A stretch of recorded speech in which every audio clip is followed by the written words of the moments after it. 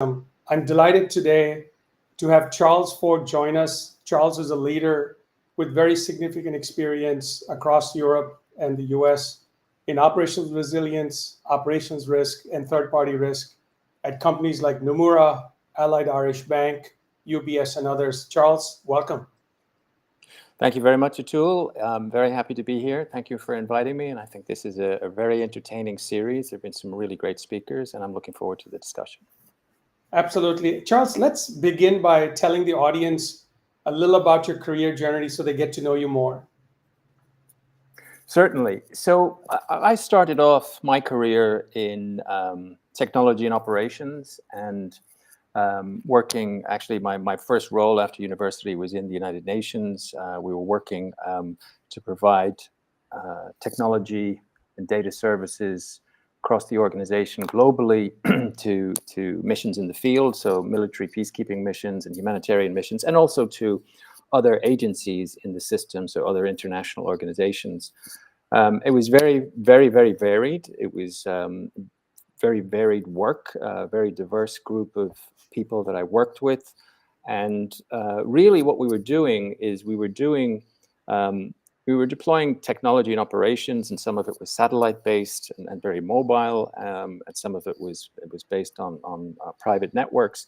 But it was really intragroup outsourcing, and it was resilience before we actually used those terms. We just didn't really realize it. Right. And we were doing agreements with other agencies and other organizations, and it really grew from there. So criticality and risk was a major component of some of the deliverables we had, and it just became part of the service offering. And then when I moved into financial services, again, I was in roles in first line in the business at the time, and delivering products and services for mostly on the capital markets, but also some on the wealth management side, and increasingly considering risk and the elements of risk management, non-financial risk in particular, became increasingly important. So as my career progressed, risk became a much more important factor. And then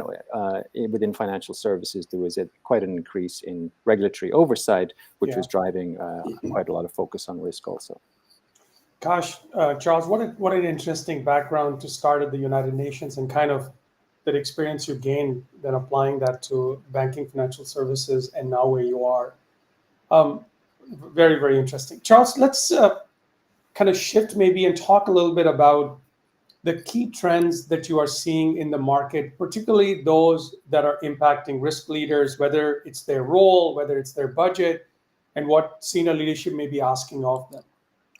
Certainly. And I think if we look at those three different areas, so risk leaders, their role, I think for anybody who's a leader in risk these days, both in financial services and in other industries, regulation and requirements are a major part of the role and will continue to be, depending, certainly on the industry. I think that for risk leaders, that embedding risk in products and services delivered to customers, clients, and markets will be increasingly important, as it continues to be, front to back. Yeah. So risk needs to be there from the outset of design, when the idea of designing a product or bringing a service to market, not as a reaction to when it goes live. And risk, not just in terms of managing risk from, let's say, a taxonomy view, cyber risk or financial risk, but I think increasingly will need to be, for risk leaders, need to consider human risk, so the people risk, and because that's always a weak point that sometimes is overlooked. If your risk framework is very strong and operating effectively, you still have a very big dependency on the individuals who may have wrong intentions, but more often than not, it's mistakes are made by individuals who do not have incorrect or bad intentions, but that there is this human risk element. Yeah. So I think that's from the view of risk leaders in their role.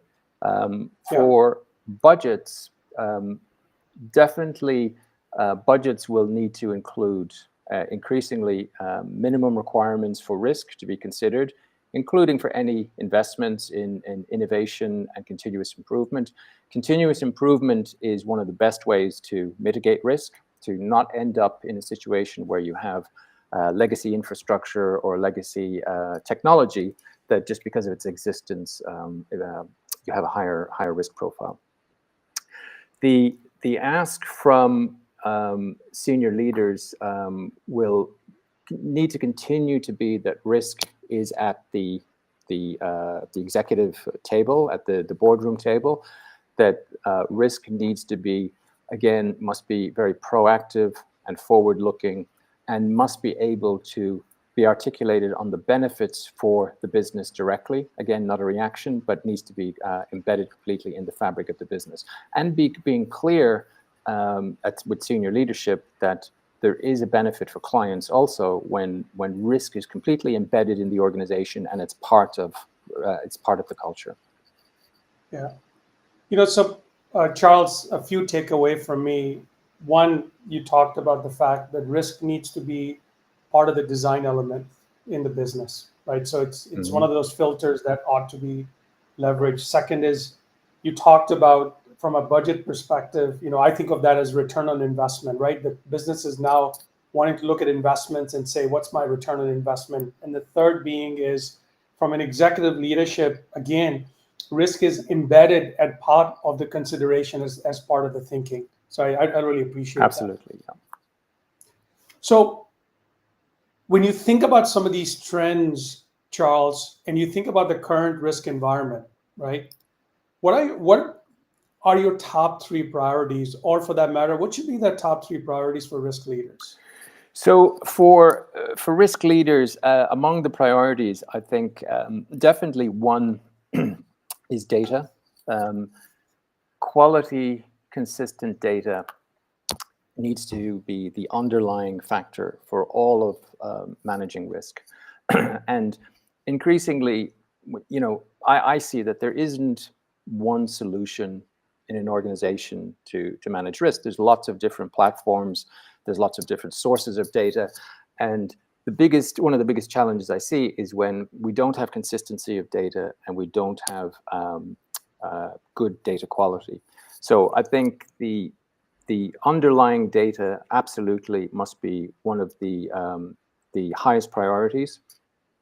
Secondly, another priority should be in applying innovation.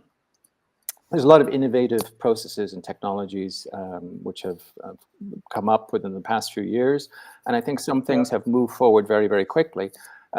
So there needs to be a culture and a process to be able to look at innovation and assess innovation and decide where this can be implemented in the business. So currently there's a lot of focus, and we hear every day about AI, predictive AI, really thinking about it, but how will that affect our business? How will that improve our business? How will it improve the customer experience or the ability to manage risk better?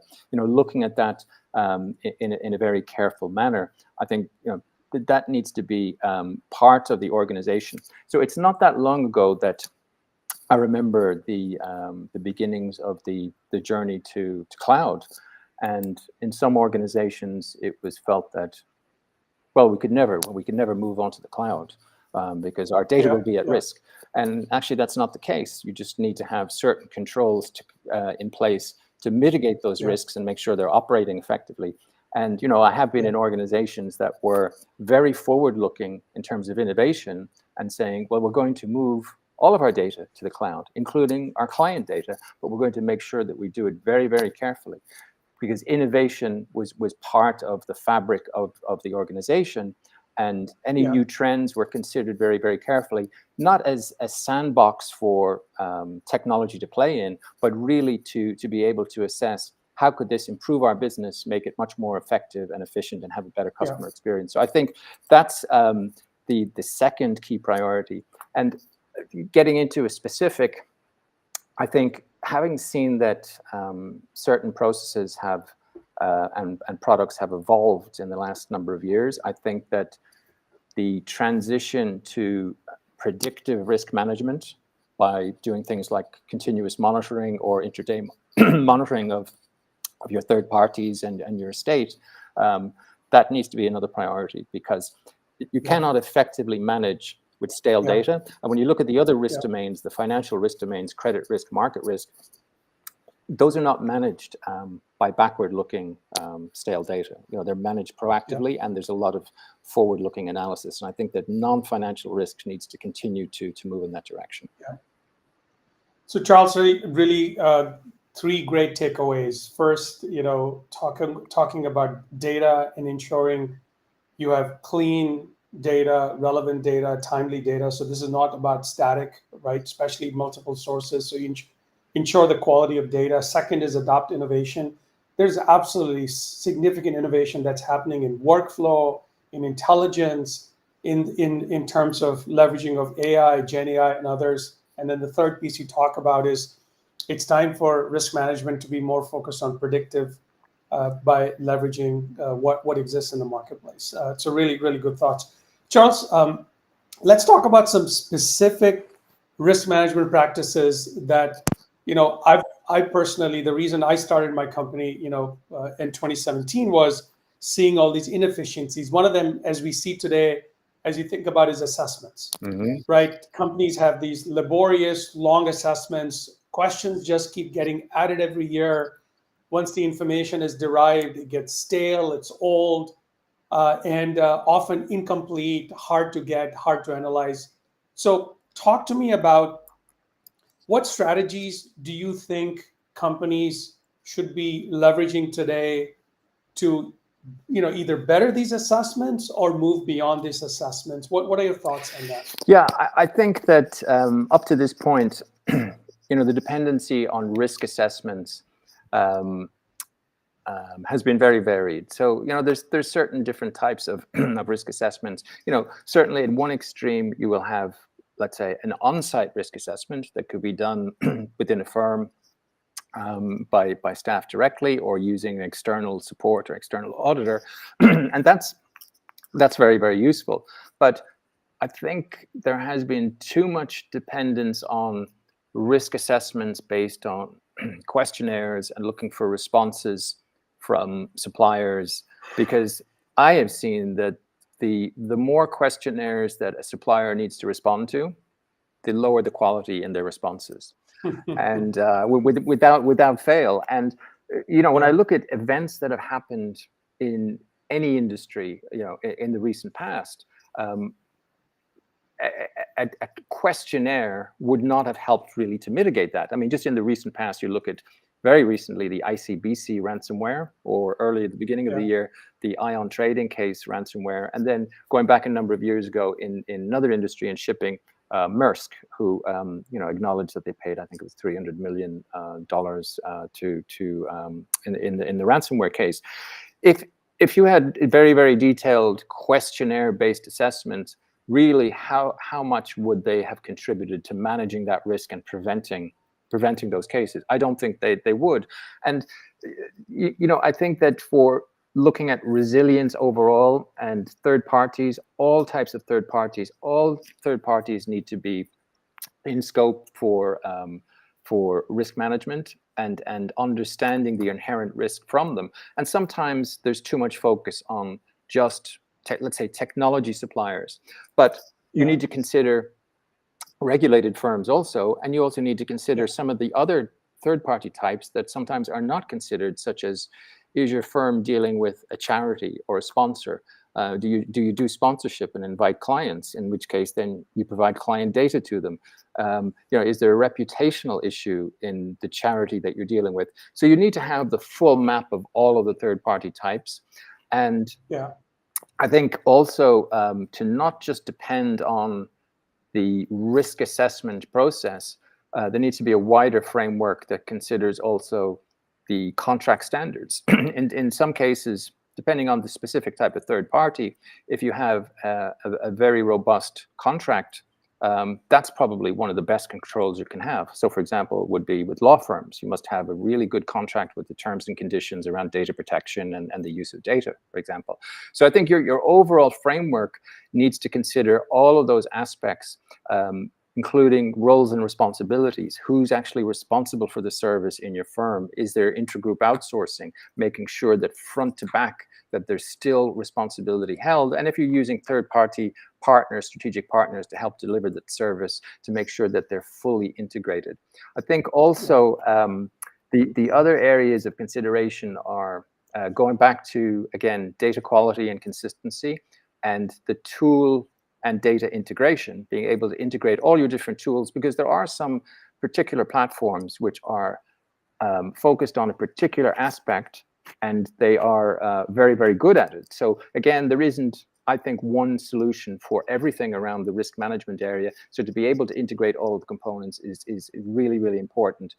The progress on quality of data, I think, is absolutely, we're at that point now in the industry where quality of data from certain products for continuous monitoring is there, right? And that needs to be demonstrated, and firms need to be aware of it, and they should challenge, as I have done in firms where I've worked, challenge your supplier to say, prove it to me that you have good data quality, and in many cases you will see that it can be proven. So you can make that journey away from the dependency on manual processes for risk management to really forward-looking predictive risk management.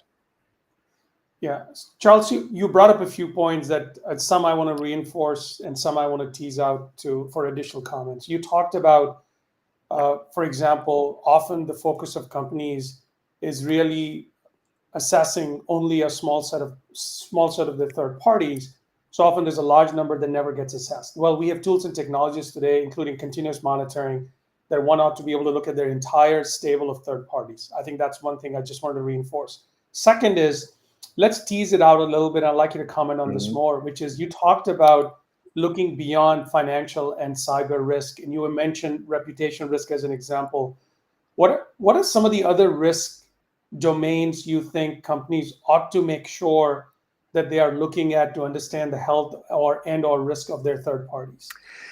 I think for a firm today, they need to consider all of the risk domains and how they apply, and do they map for your supplier estate and for the services they're providing. Now, for some of the services that are being provided, it may be that certain risks or risk domains don't apply, but I think the starting point needs to be, you look at your risk taxonomy that you use to measure and to manage risks.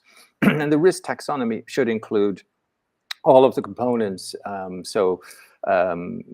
Outsourcing, third-party, technology risk, financial crime, reputational, in detail at going down to lower levels. And then being able to understand the services that you get back from your suppliers, and sometimes from within your own group, from intragroup suppliers within your organization, where those risk domains may map, and making sure that those are assessed. But every risk domain should be in scope and for consideration. And increasingly, I think the one that's gaining increasing importance is ESG.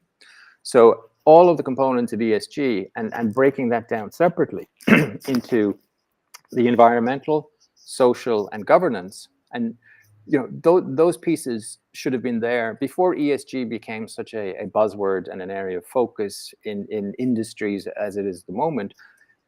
There should have already been focus on what sort of governance is in place at your suppliers, what sort of social controls and social standards are in place at your suppliers. Are your suppliers providing a minimum care for their employees? Do they practice not hiring child labor, for example? All of these aspects at a lower level that really need to be considered and should be there. So ESG is definitely one that has increased in area of focus and among risk domains. And I think overall that the aggregate of all the different risks are adding up to resilience risk. And then if you have a good view of all of those risks for the services that you're receiving, that should also give you a good picture of the level of resilience from your suppliers for that sort of service, and where you actually need to focus and where you need to prioritize. Yeah. So Charles, I know you and I've talked about this before.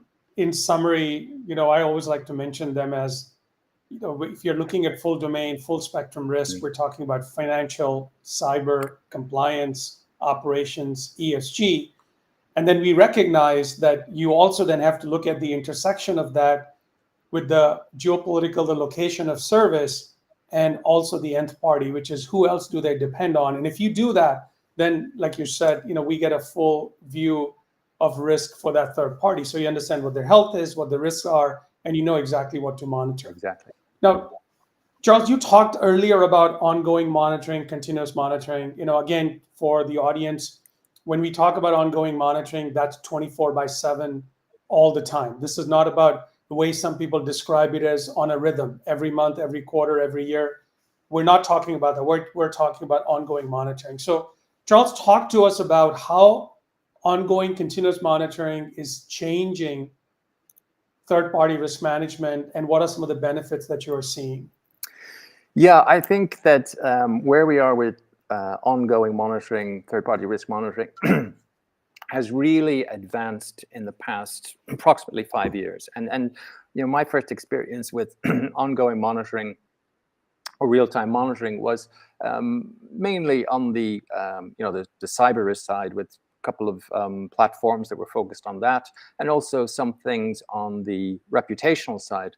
But now we're at the point where being able to get that single view is possible. So in a snapshot, you can look at across your supplier base and see the heat map of all of those elements that you mentioned, Atul. So operations, ESG, cyber, location risk, increasingly important. So as part of the improvement in data and the platforms to be able to make this transition, I also, in the past, I did see that the monitoring of different risk domains was being done by different functions. So maybe technology was looking at the cyber risk, but they were very disconnected from who may have been looking at the financial risk. And the financial risk very often was somebody perhaps in procurement who's managing those relationships, and very much focused on on the the overall financials with those suppliers. So a completely different view. And then separately, you take something such as data protection, which would have been looked at sometimes by compliance or a data protection officer. So the lens on the risks was very distributed, and you didn't have one consistent lens. And also there were attempts to bring it together through different GRC platforms or some platforms built internally. But now I think that there is the development of this single view, where then you're able to identify the areas of immediate focus, and you can respond quickly if you need to. And if one of those domains looks like it needs to be focused on, then you can escalate to, let's say, technology, for example, or to some other function that's where the SMEs are to best respond to it. Yeah, that's it's the whole proactive nature of the ability to leverage machine learning and AI is what's enabling this. So, Charles, when you think about how machine learning and AI and Gen AI is being used, how do you think that's impacting the role of risk managers, and how do you think that might impact the role more so in the future? Yes, so AI and risk management, I think we're only at the beginning of the journey. We're just getting started. It's the early days, so maybe it's the equivalent of the first few years of the internet in comparison. I think for immediate benefits, I'm already seeing that there's potential to apply AI to processes where manual processes, again, to make them more efficient, to manage the underlying data better, so that the data processing will, you'll see quality gains there and reduce errors. I think the main immediate gains will be in the efficiencies and better risk identification. For particular risk domains, I think very quickly we're seeing very, very enhanced abilities, so particularly within the area of fraud detection. So AI is able to be applied to look at a very, very wide set of data to identify identify any potential issues in that data that perhaps a human wouldn't identify. So we will continue to see that, but I think also as AI continues to develop, we will see further enhancements and adoption of continuous monitoring, so proactive risk monitoring and risk management to address to be able to better address some of the things that have happened in the industry with the major cases, which such as ransomware or other cyber attacks. Right.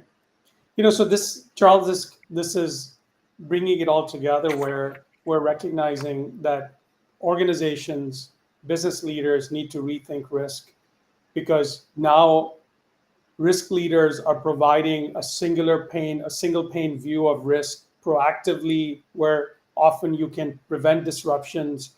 So when you think about that, Charles, do you think there's an opportunity for risk leaders, and for that matter, risk contributions to the companies being seen as helping the revenue side and not just being seen as kind of an insurance-like service? Absolutely. And I think the perception of risk has really matured very quickly in firms, and not just in financial services, but in many industries. And I can remember it wasn't that long ago that risk and compliance and all of these aspects were considered as part of the overhead of having to do business. We need to deal with the risk team and we need to deal with the audit team.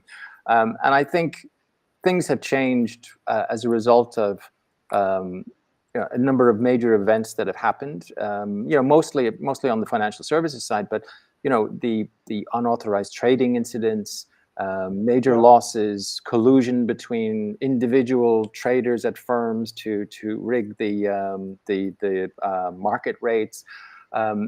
Things such as that have really moved risk to be front and center as part of the fabric of the business from the very beginning, and no longer seen as a cost overhead. Now it is seen as, if we're managing risk effectively, it's going to be a better outcome, and we actually will have increased revenues and better revenues. And again, it's also being driven to a certain extent by some of the regulators who are making sure that it's front and center, and that those who are accountable for risk in risk roles, such as CROs and other heads of risk, are actually being held accountable and need to be certified.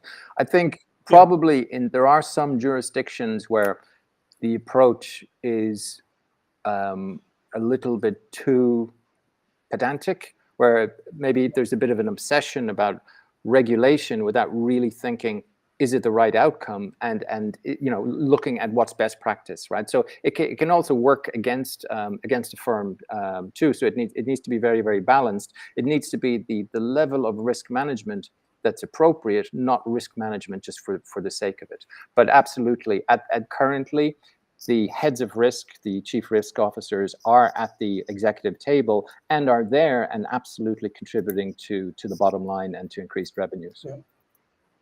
Yeah, Charles, just to reinforce, when I look at leading risk organizations in large enterprises and medium enterprises, the ones that are really effective, they're helping the business speed up its way of doing business because they're making the risk process faster and better. They are preventing disruptions because they are proactive in nature, or mitigating risk very quickly. So the company's reputation, the company's ability to do business, and all that is impacting not just the bottom line, it starts with that top line. So risk is really now starting to play a role in where it's speeding up the business. Absolutely. Charles? I just, one more thing I'd like to add to along that is, the firm needs to have the right culture to be able to place risk correctly. So it can be that even with the right intentions and the right individuals managing risk, if the culture of the firm has not yet reached that point where risk and the heads of risk have the right support and mandate and funding, it may not be effective. So I think that the culture and the people element is really, really important for this to be operating effectively. Yeah, no, that's right. You need a good risk culture to take advantage of what we talked about. Charles, is there anything that you feel you haven't shared about as you think about the future state of risk and the evolution of risk that you wanted to add? I think on risk, where I see risk is there is a real advantage to be able to have better revenues, better customer experience. But I think probably a phrase that I like that I came across a number of years ago from somebody who was very experienced in risk from a Big Four was risk enablement. Right? Risk should be an enabler for the business and an enablement for your customers also and for processes. And I think one other thing that I constantly consider is how to implement that, but also how to balance challenge and collaboration in risk. And that may depend on the individuals you're dealing with, or the functions, or the external partners, strategic partners. Being able to challenge and collaborate when you're in risk is really, really important. It's not just about challenging on risk. Sometimes you need to perhaps lean more on the collaboration side to take the individuals and functions on the right journey to get the right outcome. Now that's really helpful, Charles. Charles, maybe for the final two questions, let me shift in a very, very different direction. And this is really more for risk leaders on how they can improve themselves. So, Charles, what resources do you rely on to make yourself a better risk leader? I rely on collaboration, both internally in wherever I work, whichever firm I may be working in, but also externally. And externally, it's with peers, with colleagues who are in similar roles in other firms, but also with other SMEs in strategic partners, and with regulators, and really absorbing as much information as possible to try to get a broad view and as many different perspectives to constantly reassess, am I looking at this correctly? Is there another way of looking at it? Are there many more dimensions to it? So I think, that's really, really critical to be engaged, whatever industry you work in, to be engaged in your industry.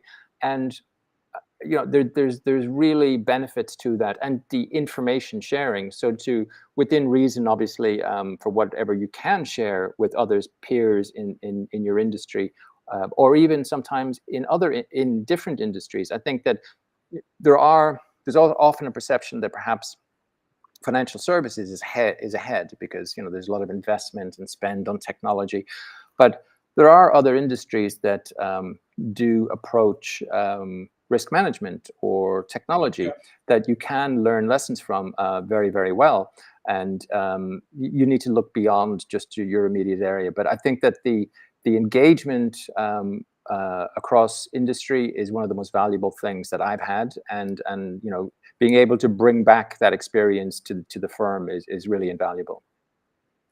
And Charles, I've definitely seen that in action as I look at how you share on LinkedIn, and of course also your great participation on riskboard.org.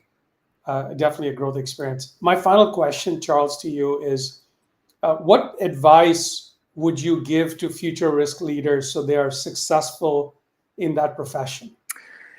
Yes, I would say again, engage as much as possible with others in the profession and in the business and externally, and I've found that really, really useful to grow within risk. I remember, for example, engaging very early on with the UK regulator on resilience when they first coined the term, probably about 10 years ago, and getting together in their office in London with other firms and huge infrastructure providers, and telecoms providers, and all sitting around a table, and people exchanging information and thinking about how do we move forward with this. So I think that sort of interaction with others is something that people should aim for, but also just at a more personal level, that somebody who's going to be a risk leader should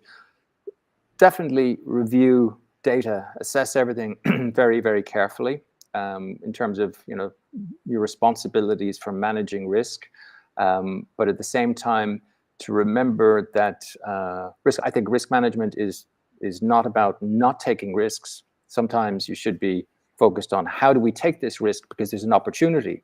So you really have to understand the detail very carefully. And sometimes you may review data and conduct analysis carefully, but you also have to know when to trust your instincts. So it's not just data driven. It should be coming from your experience and from your instincts also. Wise words. Charles, thank you so much for sharing your wisdom today on this episode of CRO Wisdom. I really appreciate it. Thank you very much, Atul. Thank you for having me as a guest. Thank you. To the audience, please follow the channel CRO Wisdom on YouTube. And I look forward to the next set of episodes on CRO